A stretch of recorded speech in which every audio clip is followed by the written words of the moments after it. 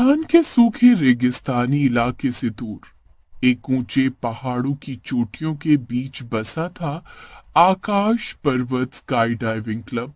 मोहित ने अपने साथ बैठे दोस्त को बताते हुए कहा, देखो, ये जगह अपने नज़ारे, ठंडी हवा और रोमांच के लिए प्रसिद्ध थी। यहाँ राकेश मलिक, 60 साल के आसपास, एक रिटायर्ड एयरफोर्स ऑफिसर, इस क्लब का मालिक और प्रशिक्षक है। उसकी तेज तर्रार आंखें, अनुभव की झुर्रियां और गंभीर चेहरा उसे एक कठोर पर भरोसेमंद इंसान बनाते हैं। राकेश ने अपने जीवन में कई स्काई डाइवर्स को प्रशिक्षित किया है, लेकिन वो कभी भी रात में उड़ान भरने की इजाजत नहीं देता है। अच्छा, ऐसा क्यों? उसके लिए रात का अंधेरा और ऊंचाई खतरनाक मानी जाती है। वो दोनों चले जाते हैं, लेकिन उस शाम क्लब के मुख्य हॉल में एक अजीब सी हलचल थी। दरवाजा खुला और एक महिला आई। उसकी चाल में एक अलग ही आत्मविश्वास था। मैं माया हूँ। मैं रात को कूदना चाहती हूँ। राकेश ने चौंक कर पूछा। रात को? मैडम, यह बहुत खतरनाक होता है। हम रात में उड़ान नहीं भरते। माया की आंखों में एक अजीब सी चमक थी। मेरे लिए एक बार कोशिश करिए। मैं जानती हूँ कि मैं क्या कर रही हूँ। राकेश को उसकी दृढ़ता और आंखों में छुपे उस अनजाने डर ने परेशान कर दिया, पर उसने आखिरकार हाँ कर दी। रात के लगभग 1 बजे जब पूरा आसमान तारों से भरा था, माया और राकेश साथ ही प्लेन में बैठे। 15,000 फीट की ऊंचाई पर पहुंचते पहुंचते राकेश के दिल की धड़कन तेज हो गई थी। दरवाजा खुला और माया बिना किसी डर के बाहर कूद पड़ी। क्या बात है? ऐसी छलांग, इतनी निपुण और आत्मविश्वासी। लेकिन जैसे ही वो नीचे उतर रही थी, अचानक माया का पैराशूट खुला नहीं। राकेश ने घबरा कर देखा कि माया तेजी से जमीन की ओर गिर रही थी, पर माया अचानक हवा में गायब हो गई। है? कहाँ गई वो? 2 मिनट बाद माया वापस प्लेन के ऊपर प्रकट हुई, बिना किसी पैराशूट के, और उसके चेहरे पर एक डरावनी मुस्कान थी। मैं मरने वाली नहीं हूं। मैं वो हूं जो मरती नहीं। राकेश के होश उड़ गए। वो समझ नहीं पा रहा था कि क्या हुआ था। उस रात से क्लब में अजीब घटनाएं होने लगी। हवा में फुसफुसाहटें, खाली जगहों पर चलती छायाएं और अचानक गायब होने वाले सदस्य। लोग कहाँ गायब हो रहे हैं? ये क्या हो रहा है? राकेश ने क्लब के पुराने रिकॉर्ड्स खोले तो उसे पता चला कि 20 साल पहले भी यहाँ माया ब्लैक नाम की एक महिला स्काई डाइविंग के दौरान दुर्घटनाग्रस्त हो गई थी, पर उसका शव कभी नहीं मिला। क्या वर्तमान माया वही प्रेतात्मा थी जो अपनी मौत से बचकर वापस आई थी? तभी वहां माया प्रकट हुई और राकेश को मार दिया। मेरा सच कोई नहीं जान सकता। उसके बाद चुड़ैल ने उसकी जगह ले ली। फिर क्लब के सदस्य एक एक कर गायब होने लगे और माया का भय धीरे धीरे सब पर छा गया।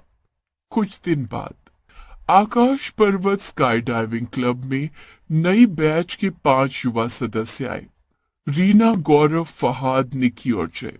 सबके चेहरे पर उत्साह था, लेकिन किसी के अंदर कहीं न कहीं एक बेचैनी भी थी। मेरी पहली बार स्काई डाइविंग है। उसने महसूस किया कि माया की मौजूदगी हर वक्त उसके आसपास थी। मेरे बालों में ऐसा लग रहा है जैसे कोई अदृश्य हाथ छू रहा हो। फिर उन्हें माया दिखने लगी। पहली रात गौरव ने साहस जुटाकर कूदने का फैसला किया। उसने माया से कहा, तुम्हें लगता है कि रात में कूदना सही है? डर से बाहर आओ, तब समझोगे असली उड़ान क्या होती है। गौरव ने जहाज के दरवाजे से छलांग लगाई, लेकिन कुछ ही सेकंड में उसकी चीख गूंज उठी। उसका बैकअप पैराशूट भी फेल हो गया था। हवा में किसी ने धीमी आवाज में कहा, गिरो, मैं पकड़ लूंगी। गौरव जमीन की ओर गिरा, लेकिन उसका कोई निशान नहीं मिला। क्लब में सन्नाटा छा गया। रीना का दिल दहल गया। वो माया के पास गई, पर माया कहीं दिखी ही नहीं। इसके बाद निकी और जय भी कूदने लगे, पर वो दोनों भी रात के अंधेरे में गायब हो गए। फहाद और रीना बचे थे।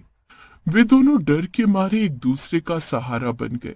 ये माया कोई सामान्य इंसान नहीं, ये कोई प्रेत आत्मा हो सकती है। रीना डर गई, लेकिन उसने हिम्मत जुटाई। दोनों ने तय किया, हमें माया के रहस्यों को सुलझाना जरूरी है, नहीं तो हम भी गायब हो जाएंगे। फहाद और रीना ने मिलकर उस दिन पुरानी क्लब के रिकॉर्डर और दस्तावेजों को खंगालना शुरू किया। देखो, माया ब्लैक नाम की महिला 1998 में इसी क्लब में स्काई डाइविंग करने आई थी। वो एक विदेशी थी जो स्काई डाइविंग की दुनिया में बहुत नामी और निपुण मानी जाती थी। लेकिन उसकी अंतिम उड़ान में कुछ अजीब हुआ था। जब वो 15,000 फीट की ऊंचाई से कूदी तो उसके पैराशूट ने काम करना बंद कर दिया। वो नीचे गिर गई, पर उसका कोई शव कभी नहीं। इसके बाद कई लोगों ने कहा कि माया की आत्मा क्लब में भटकती है, जो खुद को पूरा करने के लिए वापस आई है। रीना ने डर के बावजूद कहा, हमें इस प्रेतात्मा का सामना करना होगा। हमें पता लगाना होगा कि वो चाहती क्या है। फहाद ने एक योजना बनाई। सुनो, हम माया की अगली उड़ान पर नजर रखेंगे और उसके पीछे छुपे रहस्य का पर्दाफाश करेंगे। रात हुई और माया फिर से क्लब में प्रकट हुई। उसकी आंखों में एक लालिमा और चेहरे पर अजीब चमक थी। दोनों ने छुपकर उसको देखा। रीना, ये तो अकेले ही प्लेन की तरफ बढ़ रही है। जैसे ही माया ने कूदने की तैयारी शुरू की, अचानक हवा में एक ठंडी आवाज गूंजी, तुम्हें डरना नहीं चाहिए, पर सच में भागना भी बेकार है। फहाद बाहर निकला और हिम्मत करके माया से पूछा, तुम कौन हो और यहाँ क्यों आई हो? माया ने धीरे से कहा, मैं वो हूं जिसे मौत छू नहीं पाई। मैं उस उड़ान की कगार पर फंसी आत्मा हूं जो आजाद होना चाहती है। उसकी आवाज में दर्द था, पर साथ ही साथ एक खतरनाक आत्मविश्वास भी। रीना ने कहा, अगर तुम शांति चाहती हो तो हमें बताओ कि तुम्हारा असली मकसद क्या है। माया ने मुस्कुराते हुए कहा, मेरे साथ जुड़ी हुई आत्माएं अभी भी इस क्लब में फंसी हैं। वे मेरा इंतजार कर रही हैं कि मैं उन्हें आजाद करूं, पर मेरी आजादी के लिए तुम्हें भी मेरे साथ एक आखिरी उड़ान भरनी होगी। फहाद और रीना की सांसें तेज हो गई। वे जानते थे कि ये उड़ान उनके जीवन की सबसे खतरनाक उड़ान होगी। ठीक है, अगर तुम यही चाहती हो तो। रात का अंधेरा पूरी तरह छा चुका था। माउंट स्काई क्लब का माहौल एक अनजान भय से घिरा हुआ था। रीना और फहाद दोनों ने गहरी सांस लेकर खुद को हिम्मत दी। उन्होंने तय किया था कि इस रात माया के साथ कूदेंगे और उस रहस्य का पर्दाफाश करेंगे जो वर्षों से इस क्लब पर छाया हुआ था। प्लेन की चक्कियां घूम रही थीं और माया अपने पुराने स्काई सूट में सजी थी। उसकी आंखों में लालिमा और चेहरे पर रहस्यमय चमक थी। जैसे ही प्लेन ने 15,000 फीट की ऊंचाई पकड़ी, दरवाजा खुला। तीनों ने छलांग लगाई। माया, रीना और फहाद। हवा में ठंडी लहर दौड़ी। माया की आवाज गूंज उठी, अब तुम्हें मेरे साथ उस आखिरी सच्चाई का सामना करना होगा जो इस जगह पर छुपी हुई है। जैसे ही वे नीचे उतर रहे थे, अचानक माया का असली रूप सामने आया। रीना ने चीख लगाई, माया, ये क्या है? तुम सच में चुड़ैल हो? माया ने धीमी आवाज में कहा, हाँ, और मैं यहाँ अपनी बंदी आत्माओं को आजाद करने आई हूँ। तुम लोग मेरी कैद से भाग नहीं सकते। फहाद ने जोर से कहा, हमें एक साथ रहना होगा, तभी बचेंगे। रीना ने सहमति जताई, लेकिन उनके दिल दहल रहे थे।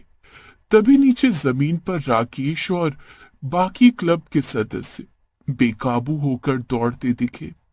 रीना और फहाद हवा में घिरी काली छाया से लड़ते हुए नीचे उतरने की कोशिश कर रहे थे।